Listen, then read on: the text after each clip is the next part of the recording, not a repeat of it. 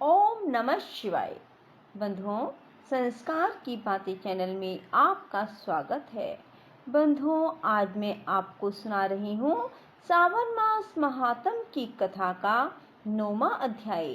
बंधुओं, जो मनुष्य भी सावन महीने में सावन मास महात्म की कथा को सुनते हैं, भगवान शिव शंकर की कृपा से उनके हर कार्य बनते चले जाते हैं। उनकी हर मनोवांछित इच्छाएं भगवान शिव की कृपा से पूरी होने लगती हैं। बंधुओं, यदि आपने हमारे YouTube चैनल संस्कार की बातें अब तक सब्सक्राइब नहीं किया तो जरूर करें और बेल आइकन दबाना ना भूलें, ताकि आपको हमारी आने वाली सभी वीडियोस की जानकारी सबसे पहले हो सके। बंधुओं, वीडियो को पूरी सुनने के बाद कमेंट बॉक्स में जय शिव शंकर भोलेनाथ लिखना ना भूलें। बोलो शिव शंकर भोलेनाथ की जय हो। ईश्वर बोले, हे सनत कुमार, इसके बाद अब मैं शुक्रवार व्रत का आख्यान कहूंगा, जिसे सुनकर मनुष्य संपूर्ण आपदा से मुक्त हो जाता है। लोग इससे संबंधित एक प्राचीन इतिहास का वर्णन करते हैं। पांड्य वंश में उत्पन्न एक सुशील नामक राजा था। अत्यधिक प्रयत्न करने पर भी उसे पुत्र प्राप्ति नहीं हो सकी। उसकी सर्वगुण संपन्न सुकेशी नामक भार्या थी। जब उसे संतान ना हुई तब वह बड़ी चिंता में पड़ गई। तब स्त्री स्वभाव के कारण अति साहसयुक्त मन वाली उसने मासिक धर्म के समय प्रत्येक महीने में वस्त्र के टुकड़ों को अपने उदर पर बांधकर उदर को बड़ा बना लिया और अपने प्रसूति का अनुकरण करने वाली किसी अन्य गर्भिणी स्त्री को ढूंढने लगी। भावी देवयोग से उसके पुरोहित की पत्नी गर्भिणी थी।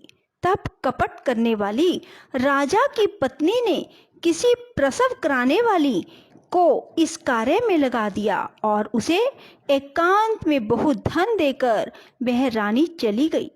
उसके बाद रानी को गर्भिणी जानकर राजा ने उसका पुंसवन और अनवलोभन संस्कार किया।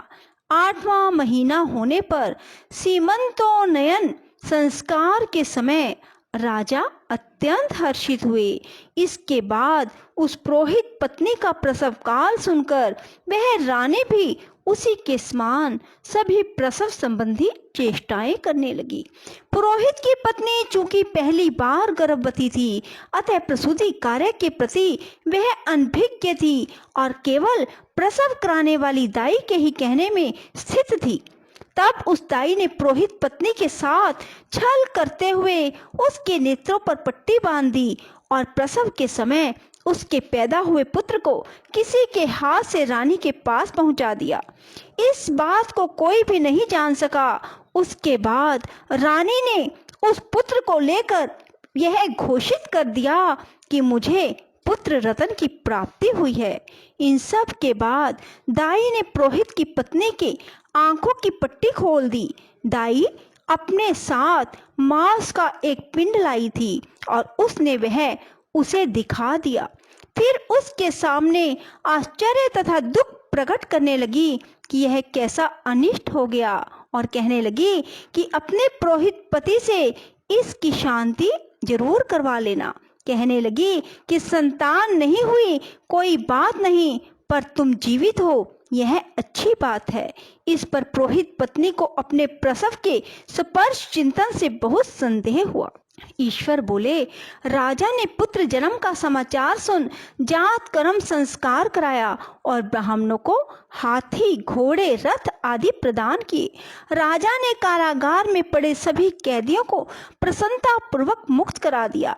उसके बाद राजा ने सूतक के अंत में नामकरण तथा अन्य सभी संस्कार किए। उन्होंने पुत्र का नाम प्रियव्रत रखा। हे सनत कुमार, श्रावण मास के आने पर पुरोहित की पत्नी ने शुक्रवार के दिन भक्ति पूर्वक देवी जीवंतिका का पूजन किया।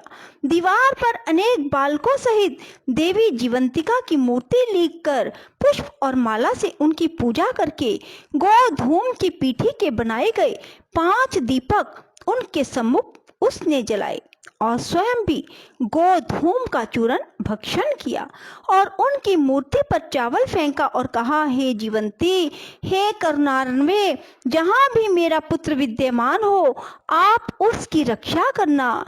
यह प्रार्थना करके उसने कथा सुनकर यथाविधि नमस्कार किया। तब जीवंतिका की कृपा से वह बालक दीर्घायु हो गया। वे देवी उसकी माता की श्रद्धा भक्ति के कारण दिन रात उस बालक की रक्षा करने लगी। इस प्रकार कुछ समय बीतने पर राजा की मृत्यु हो गई। तब पितृभगत उनके पुत्र ने उनकी पारलौकिक क्रिया संपन्न की। इसके बाद मंत्रियों तथा पुरोहितों ने प्रियव्रत को राज्य पर अभिषिक्त किया। तब कुछ वर्षों तक प्रजा का पालन करके राज्य भोग कर वह पितरों के ऋण से मुक्ति के लिए गया जाने की तैयारी करने लगा। राज्य का भार वृद्ध मंत्रियों पर भक्ति पूर्वक सौंपकर और स्वयं के राजा होने का भाव त्याग कर उसने कार्पटिक का वेश धारण कर लिया और गया के लिए प्रस्थान किया। मार्ग में किसी नगर में किसी गृहस्थ के घर में उन्होंने निवास किया। उस समय उस गृहस्थ की पत्नी को प्रसव हुआ था। इसके पहले षष्ठी देवी ने उसके 5 पुत्रों को उत्पन्न होने के 5वें दिन मार दिया था। वह राजा भी उस समय 5वें दिन ही वहां गया हुआ था। रात में राजा के सो जाने पर उस बच्चे को ले जाने के लिए षष्ठी देवी आई। जीवंतिका देवी ने उस षष्ठी देवी को यह कहकर रोका कि राजा को लांग कर मत जाओ। तब जीवंतिका के रोकने पर वह षष्ठी जैसे आई थी वह वैसे ही चली गई। इस प्रकार उस गृह स्वामी ने उस बालक को 5वें दिन जीवित रूप में प्राप्त किया। ये लोग इतने प्रभाव वाले हैं। यह देखकर उस गृहस्थ ने राजा से प्रार्थना की, हे राजन, आपका निवास आज के दिन मेरे ही घर में हो। हे प्रभु, आपकी कृपा से मेरा यह छठा पुत्र जीवित रह गया। उसके इस प्रकार प्रार्थना करने पर करुणानिधि उस राजा ने कहा कि मुझे तो गया जाना है। तब राजा गया के लिए प्रस्थान कर गए। वहां पिंडदान करते समय विष्णु पद वेदी पर कुछ अद्भुत घटना हुई। उस पिंड को ग्रहण करने के लिए 2 हाथ निकल आए। तब महान विस्मय युक्त राजा संशय में पड़ गए और पुनः पिंडदान कराने वाले ब्राह्मण के कहने पर उन्होंने विष्णु पद पर पिंड रख दिया। इसके बाद उन्होंने किसी ज्ञानी तथा सत्यवादी ब्राह्मण से इस विषय में पूछा। तब उस ब्राह्मण ने उनसे कहा कि ये दोनों हाथ आपके पितर के थे। इसमें संदेह हो तो घर जाकर अपनी माता से पूछ लीजिए, वह बता देगी। तब राजा चिंतित हुए और दुखी हुए और मन में अनेक बातें सोचने विचारने लगे। वे यात्रा करके पुनः वहां गए जहां वह बालक जीवित हुआ था। उस समय भी उस स्त्री को पुत्र उत्पन्न हुआ था और वह उसका 5वां दिन था। वह जो दूसरा पुत्र हुआ था उसे लेने रात में फिर वही षष्ठी देवी आई। तब जीवंतिका के दोबारा रोके जाने पर उस षष्ठी देवी ने उनसे कहा, इसका ऐसा क्या कृत्य है अथवा क्या इसकी माता तुम्हारा व्रत करती है जो तुम रात दिन इसकी रक्षा करती हो। तब षष्ठी का यह वचन सुनकर जीवंतिका ने धीरे से मुस्कुराकर इसका सारा कारण बताया। उस समय राजा शयन का बहाना बनाकर वास्तविकता जानने के लिए जाग रहा था। अतः उन्होंने जीवंतिका और षष्ठी दोनों की बातचीत सुन ली। जीवंतिका ने कहा, हे षष्ठी, श्रावण मास में शुक्रवार को इसकी माता मेरे पूजन में रत रहती है और व्रत के संपूर्ण नियम का पालन करती है। वह सब मैं आपको बताती हूँ। वह हरे रंग का वस्त्र और कंचुकी नहीं पहनती, हाथ में उस रंग की चूड़ी भी नहीं धारण करती। वह चावल के धोने के जल को कभी नहीं लांघती, हरे पत्तों के मंडप के नीचे नहीं जाती, हरे वर्ण का होने के कारण करेले का शाक भी नहीं खाती। यह सब वह मेरी प्रसन्नता के लिए करती है। अतः मैं उसके पुत्र को किसी को मारने नहीं दूंगी। यह सब सुनकर राजा प्रियव्रत अपने नगर को चले गए। उनके देश के सभी नागरिक स्वागत के लिए आए। तब राजा ने अपनी माता से पूछा, हे माते, क्या तुम जीवंतिका देवी का व्रत करती हो? इस पर उसने कहा कि मैं तो इस व्रत को जानती भी नहीं हूँ।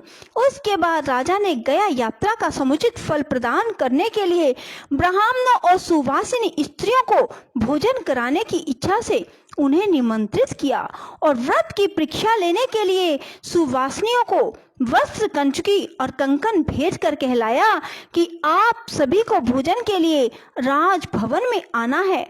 तब पुरोहित की पत्नी ने दूत से कहा कि मैं हरे रंग की कोई भी वस्तु कभी ग्रहण नहीं करती हूँ। राजा के पास आकर दूत ने उसके द्वारा कही गई बात राजा को बता दी। तब राजा ने उसके लिए सभी रक्त वर्ण के शुभ परिधान भेजे। वह सब धारण करके वह पुरोहित पत्नी भी राजभवन में आई। राजभवन के पूर्वी द्वार पर चावलों के धोने का जल पड़ा देखकर, वहां हरे रंग का मंडप देखकर वह दूसरे द्वार से गई। तब राजा ने पुरोहित की पत्नी को प्रणाम करके इस नियम का संपूर्ण कारण पूछा। इस पर उसने इसका कारण शुक्रवार का व्रत बताया। उस प्रिय व्रत को देखकर उसके दोनों स्तनों में से बहुत दूध निकलने लगा। दोनों वक्ष स्थलों ने उस राजा को दुग्ध की धाराओं से पूर्ण रूप से सिंचित कर दिया। तब गया में विष्णु पदी पर निकले दोनों हाथों, जीवंतिका तथा षष्ठी दोनों देवियों के वार्तालाप और पुरोहित पत्नी के स्तनों से दूध निकलने के द्वारा राजा को विश्वास हो गया कि मैं इसी का पुत्र हूँ। उसके बाद पालन पोषण करने वाली माता के पास जाकर विनम्रता पूर्वक उन्होंने कहा, हे माते, डरो मत, मेरे जन्म का वृतांत सत्य सत्य बता दो। यह सुनकर सुंदर केशों वाली रानी ने सब कुछ सच सच बता दिया। तब प्रसन्न होकर उन्होंने जन्म देने वाले अपने माता पिता को नमस्कार किया और संपत्ति से वृद्धि को प्राप्त कराया। वे दोनों ही परम आनंदित हुए। एक दिन राजा प्रियतम ने रात में देवी जीवंतिका से प्रार्थना की, हे जीवंतिका, मेरे पिता तो ये हैं, तो फिर गया में वे दोनों हाथ कैसे निकल आए थे? तब देवी ने स्वप्न में आकर संशय का नाश करने वाला वाक्य कहा, हे प्रियतम, मैंने तुम्हें विश्वास दिलाने के लिए ही यह माया की थी, इसमें संदेह नहीं है। हे सनत कुमार, यह सब मैंने आपको बता दिया। श्रावण मास में शुक्रवार के दिन इस व्रत का अनुष्ठान करके मनुष्य सभी मनोरथों को प्राप्त कर लेता है। बोलो शिव शंकर भोलेनाथ की जय, जीवंतिका देवी की जय। राधे राधे, जय श्री कृष्णा। बंधुओं, यदि आपको हमारी वीडियो पसंद आए तो इसे लाइक करें और शेयर भी जरूर करें। धन्यवाद।